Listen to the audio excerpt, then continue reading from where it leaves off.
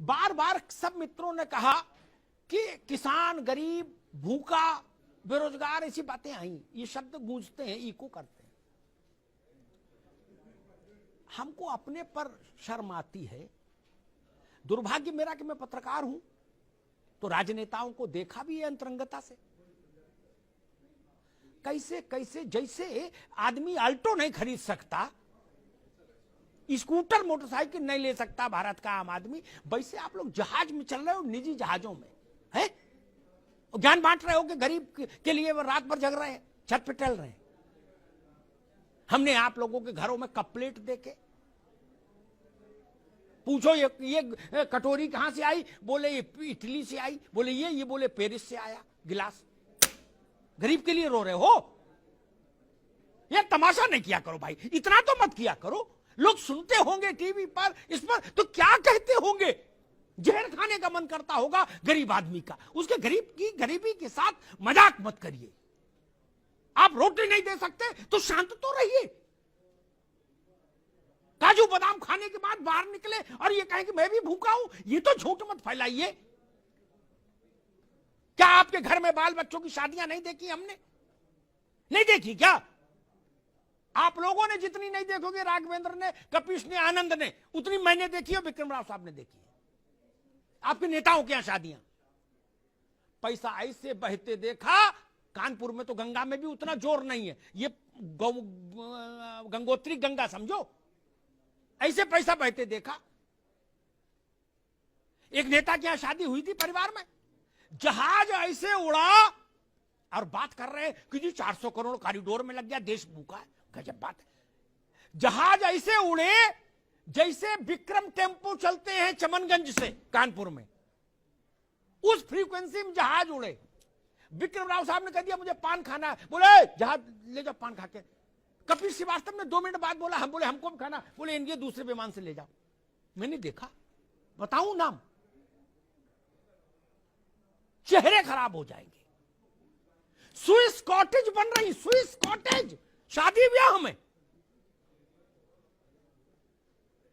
भूख है तो सब्र कर, रोटी नहीं तो क्या हुआ। आजकल दिल्ली में है जेरे भैंसिया मुद्दा, और कह रहे गरीब का मसला है, गरीबी दूर नहीं कर रहे तो ये क्यों बना रहे।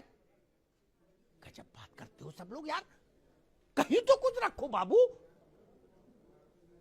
मैंने एक बार अजीत सिंह से पूछा था, रहे नहीं, उनकी आत्मा को शांति मिले, मेरे मित्र थे। मैंने पूछा कि मैं उनका दिन भर का सिस्टम मैंने देखा, मैंने पूछा कि आपको पेंशन कितनी आती है, बोले इतनी।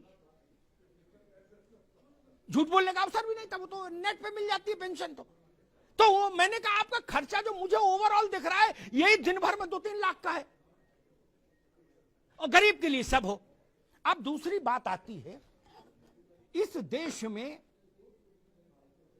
हमको गुलाम बनाने के लिए जिन स्थानों को तोड़ा गया कि हमारी आत्मा पर भी नियंत्रण हो जाए, उन स्थानों का पुनरुद्धार नहीं होगा तो किस जगह का पुनरुद्धार होगा?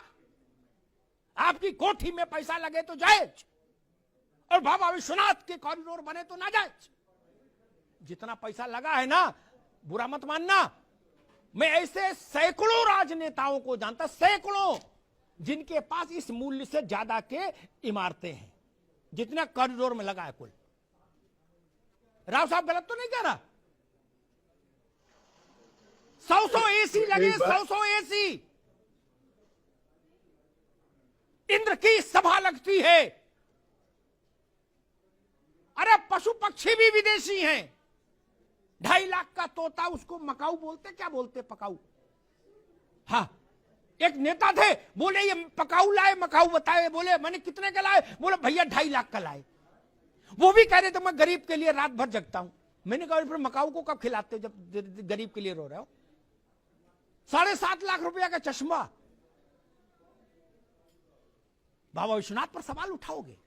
आप लोगों के पास नैतिक सत्ता नहीं है, नैतिक सत्ता नहीं है आपके पास सवाल उठाने की। भाई आपकी कमाई का कोई साधन नहीं, और आप कपड़ा रोज 3 बार बदल रहे हो, नींबू काट पहन रहे हो, कहां से आता है पैसा?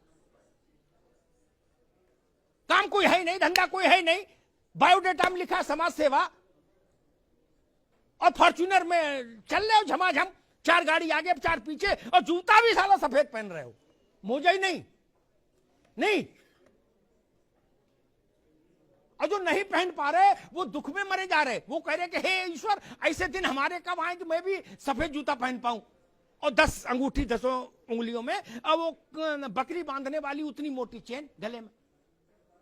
कोई कह रहा राष्ट्रवाद लाएंगे, कोई कह रहा जी समाजवाद लाएंगे, कोई कह रहा जी कांग्रेस लाएंगे क्या, और 250 ग्राम की चेन डाले गले में। आप लोग सवाल उठाएंगे काशी विश्वनाथ पर? ना भाई साहब, ऐसा मत करिए। आध्यात्मिक को छोड़ भी दें। हालांकि आध्यात्मिक मान का कोई मूल्य नहीं होता। सिखों ने कभी यह सवाल नहीं उठाया कि गोल्डन टेम्पल का कोई आर्थिक मूल्य क्या है।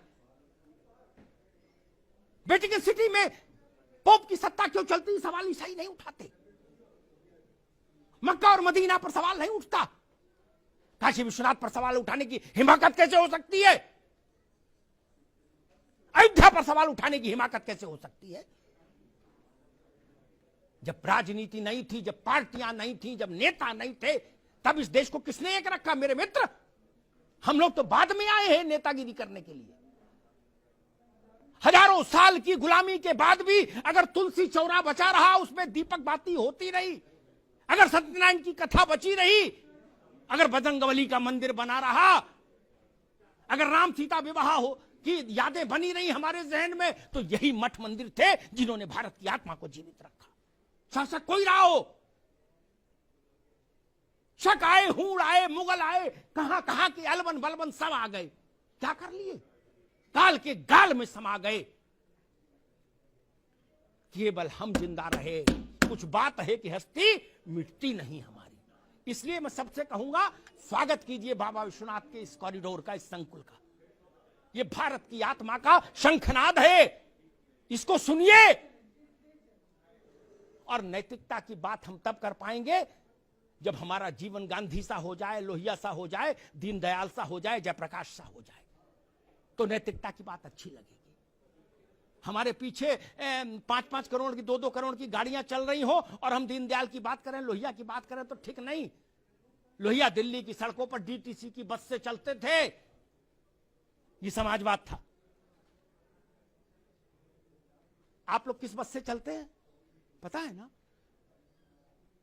लोहिया चलते थे।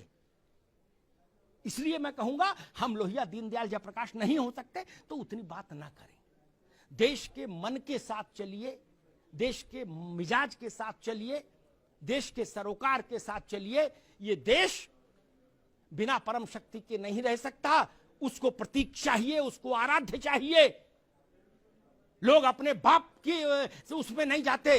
बाप गांव रहे तो लड़का नहीं जाता सालों साल।